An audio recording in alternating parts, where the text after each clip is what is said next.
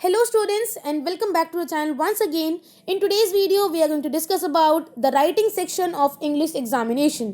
English के examination के अंदर जो आपका राइटिंग सेक्शन है वो होल्ड करता है 30 मार्क्स और ये बहुत ही ज़्यादा स्कोरिंग पार्ट होता है आपके पूरे पेपर के अंदर, क्योंकि इसके अंदर आपको अपनी क्रिएटिविटी दिखानी होती है। और सबसे इम्पॉर्टेंट जो चीज़ है राइटिंग सेक्शन के अंदर वो होता है सभी फॉर्मेट्स, चाहे वो डिबेट हो या स्पीच या फिर आपका नोटिस राइटिंग, उस सभी के अंदर आपको फॉर्मेट सही लिखना पड़ेगा, क्योंकि फॉर्मेट के अलग से मार्क्स होते हैं। अगर फॉर्मेट गलत है और कंटेंट सही है तो आपको फॉर्मेट के मार्क्स नहीं मिलेंगे। शायद कंटेंट के मार्क्स मिल जाएं लेकिन फॉर्मेट के मार्क्स आप खो दोगे। तो बहुत ही सिंपल सी चीज़ें, छोटी सी चीज़ें, इन सभी फॉर्मेट को याद करना। तो इस वीडियो के अंदर, कंप्लीट वीडियो के अंदर आप प्लीज़ वीडियो को स्किप ना करें। ये आज का आपका लास्ट दिन है, आज आप प्रैक्टिस करो, अच्छे से प्रैक्टिस करो। मैंने पहले भी आपको समझाया था कि चाहे कुछ करो ना करो, हर एक चीज़ आपके दिमाग में रहेगी जो आपने पहले पढ़ा है, लेकिन जो फॉर्मेट्स हैं राइटिंग सेक्शन के उनको ज़रूर एक बार रिवाइज करके जाना, ट्वाइस या फिर थ्राइस। तो ये सभी फॉर्मेट्स आपको मिल जाएंगे इस एक वीडियो के अंदर। पूरा राइटिंग सेक्शन है, 30 मार्क्स आपको पूरे के पूरे स्कोर करने हैं और इस वीडियो को देखने के बाद आपको किसी और वीडियो को देखने की ज़रूरत नहीं पड़ेगी, ये मेरी गारंटी है। हर एक चीज़ का मैंने यहाँ पर फॉर्मेट लिखा है जिससे रिलेटेड आपको क्वेश्चन आ सकते हैं एग्जामिनेशन में, और उसी के साथ साथ मैंने एग्जाम्पल्स को भी सॉल्व किया है, जिससे क्या होगा, आप जो हो आने वाले एग्जामिनेशन के अंदर जो क्वेश्चन है उनसे फैमिलियर हो जाओगे कि आपको क्वेश्चन कैसे अटेंड करना है।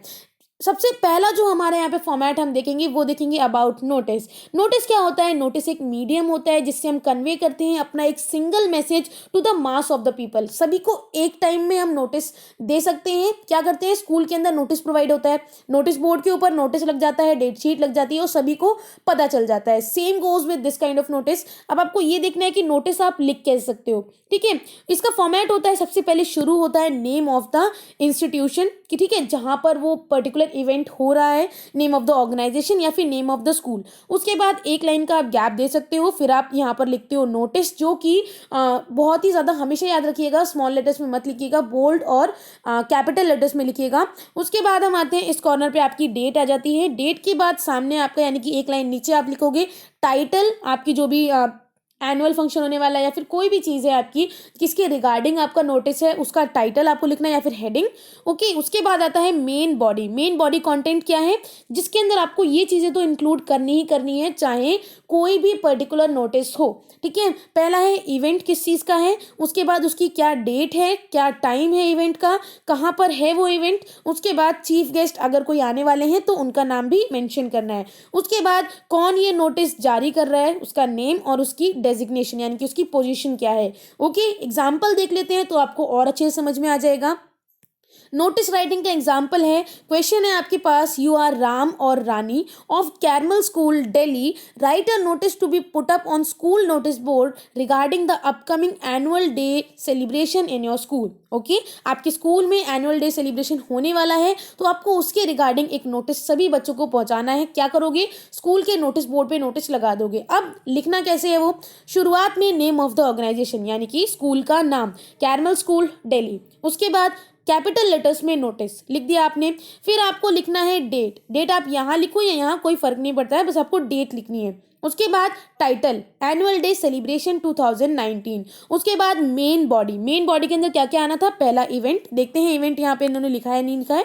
This is to inform all the student that the annual day 2019 will be celebrated on 28 March 2019। देखिए एनुअल डे बता दिया इन्होंने, इवेंट, उसके बाद डेट बता दी 28 मार्च और इन्होंने टाइमिंग बता दिया 6 PM टू द 11 PM। उसके बाद कहाँ पर है, वेन्यू क्या है इस पर्टिकुलर इवेंट का, यह है स्कूल ऑडिटोरियम। ओके, जहाँ पर कई सारे कल्चरल प्रोग्राम होने वाले हैं। और मैंने कहा था अगर कोई चीफ गेस्ट आए तो उसको भी मेंशन करना है। तो चीफ गेस्ट कौन है यहाँ पर, सब collector mister Ajay Saini IAS। Okay, वो एक चीफ गेस्ट की तरह यहाँ पर आएंगे। तो आपको क्या बोलना है कि जो स्टूडेंट पार्टिसिपेट करना चाहते हैं वो इस पर्टिकुलर प्रोग्राम में आप हिस्सा ले सकते हो और अपने टीचर को, क्लास टीचर को जाकर आप इन्फॉर्म कर सकते हो टिल द डेट ऑफ 10 मार्च 2019। उसके बाद जो नेम है वो उसका आएगा, जो इवेंट को, मतलब बेसिकली जो नोटिस इन्होंने लिखा है, और उनकी क्या डेजिग्नेशन है, यानी कि इवेंट इंचार्ज, ठीक है, इनकी डेजिग्नेशन होगी इसलिए इन्होंने इवेंट इंचार्ज लिखा है। नेक्स्ट हम आते हैं एडवर्टीजमेंट पर। नाउ एडवर्टीजमेंट के अंदर अलग अलग तरीके से आप देख सकते हो, लेकिन एडवर्टीजमेंट बहुत सिंपल होना चाहिए, हमेशा ध्यान रखिएगा, और बहुत ही सिंपल रखिएगा, क्योंकि जब भी आप एडवर्टीजमेंट लिखवाते हो किसी भी पर्टिकुलर पेपर के अंदर या न्यूज़पेपर के अंदर, वहाँ पर एक एक वर्ड का पैसा लगता है। ओके, तो आप लिमिटेड वर्ड रखिएगा, 50 इसकी वर्ड लिमिट होती है, कभी वर्ड लिमिट को क्रॉस मत करिएगा, नेगेटिव इम्पैक्ट पड़ता है टीचर के ऊपर। सबसे पहले आप लिखोगे हेडिंग।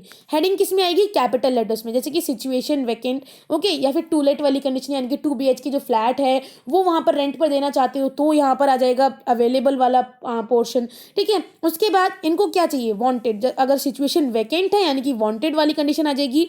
उसके बाद आपकी मेन बॉडी आ जाएगी, आपको ज़्यादा यहाँ पर इज एम आर यानी कि ग्रामेटिकल चीज़ों का यूज़ नहीं करना है, डायरेक्टली आपको इन्फॉर्मेशन प्रोवाइड करनी है। उसके बाद एड्रेस प्रोवाइड करना है, फिर आपका फ़ोन नंबर जिससे वो कांटेक्ट कर सकें, ओके, वो भी प्रोवाइड करना है। तो ये आपका आ जाता है एडवर्टीजमेंट के अंदर, जिसके अंदर दो ही चीज़ इंपॉर्टेंट है, heading as well as content या फिर बॉडी। कॉन्टैक्ट नंबर ज़रूर दीजिएगा, एड्रेस ज़रूर दीजिएगा। उसके बाद हम आते हैं formal invitation. No, formal invitation के अंदर क्या होता है? बहुत ही सिंपल है formal invitation.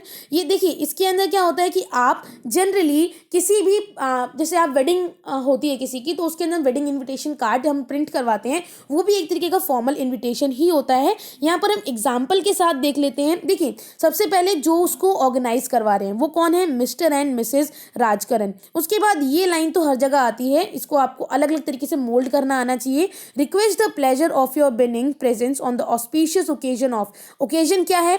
5th birth anniversary. चाहे हो सकता था वेडिंग, तो वो यहाँ पर वेडिंग लिख देते। ऑफ देयर सन, किसकी वेडिंग है, सॉरी किसका बर्थडे है? निखिल का बर्थडे है, तो उन्होंने यहाँ पर वो मेंशन कर दिया। उसके बाद पर्टिकुलर एड्रेस आपको लिखना होगा, एड्रेस के साथ टाइमिंग होना चाहिए और टाइमिंग के साथ साथ डेट भी होनी चाहिए। आगे समझ में, कौन ऑर्गेनाइज करवा रहा है उसका नाम यहाँ पर होगा। उसके बाद एक लाइन जो हमेशा इनवाइट करने के लिए यूज़ की जाएगी। उसके बाद क्या आपका इवेंट है वो आप लिखोगे, वेडिंग होता तो यहाँ पर वेडिंग आ जाता, किसकी वेडिंग है वो लिख देते आप यहाँ पर, लेकिन यहाँ पर बर्थडे है तो यहाँ पर निखिल का नाम लिख दिया गया है। यहाँ पर नेम ऑफ द पर्सन जिसके बारे में वो इन्विटेशन है। उसके बाद एड्रेस, यहाँ पर एड्रेस आ जाएगा, एड्रेस के बाद टाइमिंग आ जाएगा, टाइमिंग के बाद डेट। ओके, डेट के बाद क्या होगा? RSVP, ये बहुत इंपॉर्टेंट होता है, ये ज़रूर लिखिएगा। RSVP Mr and Mrs Rajkaran, वापस से आप लिखोगे, ठीक है, जिसके द्वारा ये भेजा जा रहा है, और कॉन्टैक्ट नंबर जिस पर वो कॉन्टैक्ट कर पाए। ये हो गया आपका फॉर्मल इन्विटेशन। ओके, एक और यहाँ पर एग्जाम्पल है जो मैं इतनी देर से बोल रही थी, मैरिज वाला, वो भी आप यहाँ पर देख सकते हो कि देखिए, फॉर्मल इन्विटेशन नहीं लिखना है आपको, ये फॉर मैरिजेस या ऑस्पिशियस ओकेजन भी नहीं लिखना है आपको। सिर्फ आपको ध्यान रखना है कि क्वेश्चन क्या है, right a formal invitation for the marriage function of your daughter, ठीक है। तो कौन, किसकी डॉटर का मैरिज फंक्शन है, उसका नाम यहाँ पर आ जाएगा, Mrs and Mr Madan Sharma.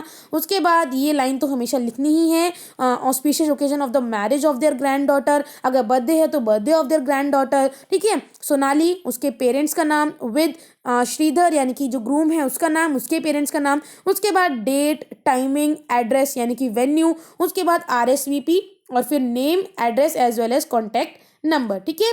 I guess समझ में आ गया होगा। इसके बाद हम चलते हैं, ये भी सेम है, एनुअल डे सेलिब्रेशन। मैंने तीनों आपके लिए एग्जांपल रखे हैं ताकि आपके लिए तीनों, अगर तीनों में से कोई किसी भी तरीके का आपके सामने आता है इनविटेशन, तो आप उसको लिख पाओ। ये स्कूल के रिगार्डिंग है कि स्कूल में अगर कोई इन्विटेशन हो रहा है तो आप कैसे लिखोगे। ओके, नेक्स्ट हम चलते हैं इनफॉर्मल इन्विटेशन। ये आप कब लिखते हो जनरली?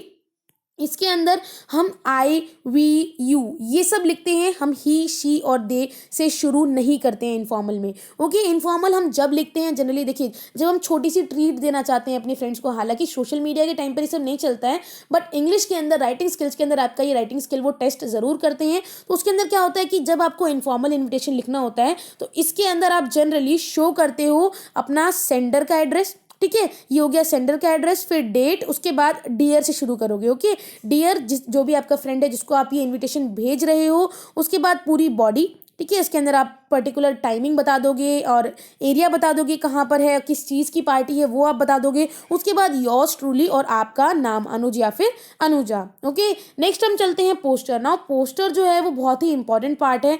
पोस्टर जो है ना हमेशा आई कैची होना चाहिए, ठीक है, काफ़ी अट्रैक्टिव होना चाहिए, इसके अंदर स्लोगन्स होने चाहिए, उसी के साथ साथ सिंपल ड्राइंग या स्केच रखो इसके अंदर, ताकि जो टीचर है, अब बच्चे कहते हैं मैम हम पेन, रंग बिरंगे पेन, कलरफुल पेन्स लेकर बैठ जाएं और उसको कलर करने बैठ जाएं, ऐसा नहीं होता। इतना टाइम वो टीचर भी समझते हैं कि सीबीएसई के एग्जामिनेशन के अंदर इतना टाइम नहीं है आपके पास, तो आपको ऐसा बिल्कुल भी नहीं करना है कि उसके अंदर रंग बिरंगे पेनों से आप बनाना शुरू कर दो। नहीं, सिंपल ब्लैक पेन लो और पेंसिल से चाहो तो आप बना सकते हो। और हमेशा याद रखना, पोस्टर को आप उसके अंदर बंद कर दो, बॉक्स के अंदर बंद कर देना। उसी के साथ साथ आप ये भी ध्यान रखना कि आप जो ड्राइंग स्केच बनाओगे वो पेंसिल से बनाना, बाकी सब आप ब्लैक पेन से या ब्लू पेन से लिख सकते हो। ओके, जैसे यहाँ पर एक एग्जांपल है कि इन्होंने draft a poster on water conservation issued by Delhi Jal Board to create awareness about means of saving water, यानी कि एजेंडा क्या है आपका, सेविंग द वाटर। तो टाइटल क्या हो जाएगा, सेव वाटर सेव अर्थ। ये आपका स्लोगन हो गया एक तरीके से।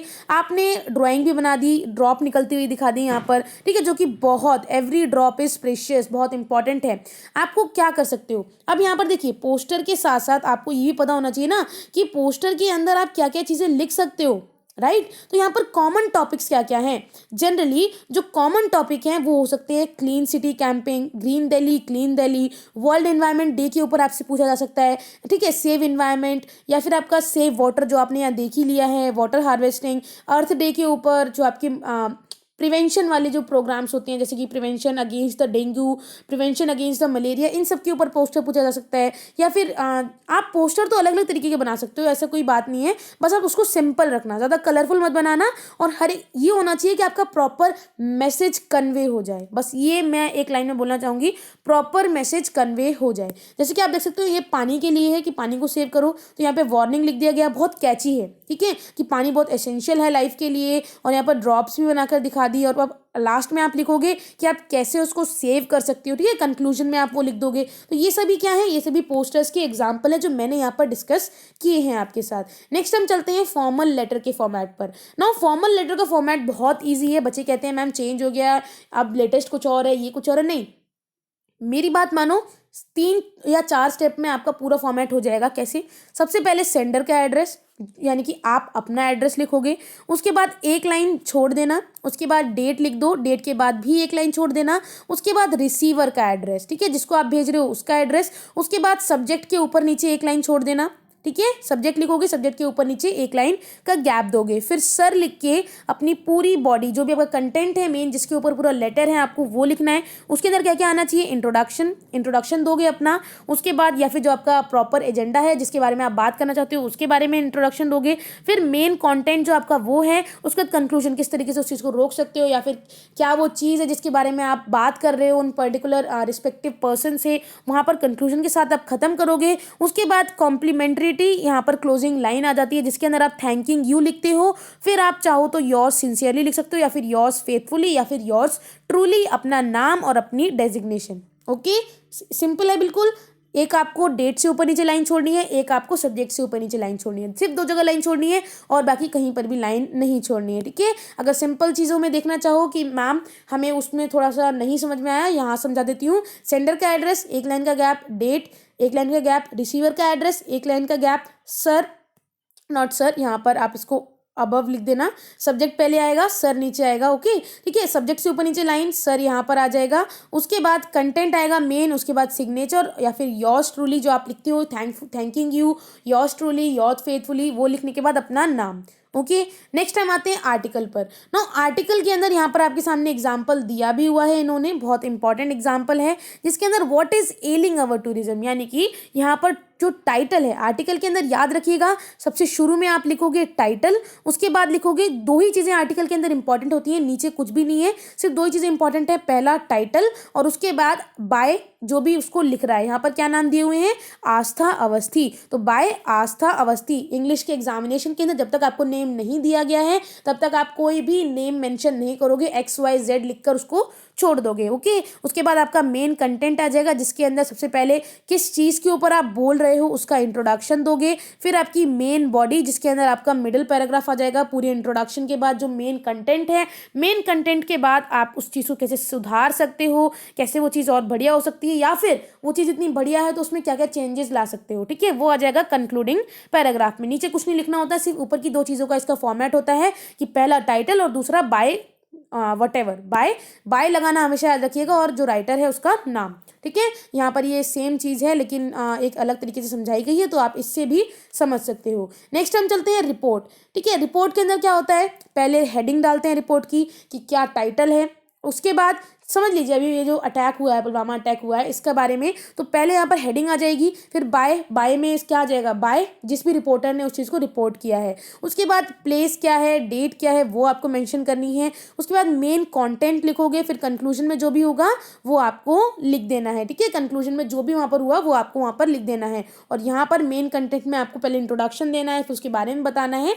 ऐसे ऐसे करके आपको पूरी रिपोर्ट तैयार करनी है। जैसे कि आप यहाँ पर देख पा रहे हो एग्जाम्पल के अंदर, यहाँ पर इन्होंने रिपोर्ट तैयार की है for school magazine on a recently organised blood donation camp. ठीक है, टाइटल मिल गया आपको, ब्लड डोनेशन कैंप। तो टाइटल क्या है, ब्लड डोनेशन कैंप। राइटर कौन है यहाँ पर, यू आर कृतिका, तो बाय कृतिका। उसके बाद डेजिग्नेशन आप चाहो तो लिख सकते हो मेंबर एनएसएस। उसके बाद प्लेस और डेट लिखोगे जो यहाँ पर आपको दिख रही है। उसके बाद आपका पूरा कंटेंट यानी कि पूरी बॉडी जो आप लिखोगे, बॉडी सबके अंदर इंपॉर्टेंट होती है, मेन होता है फॉर्मेट, फॉर्मेट गलत नहीं होना चाहिए।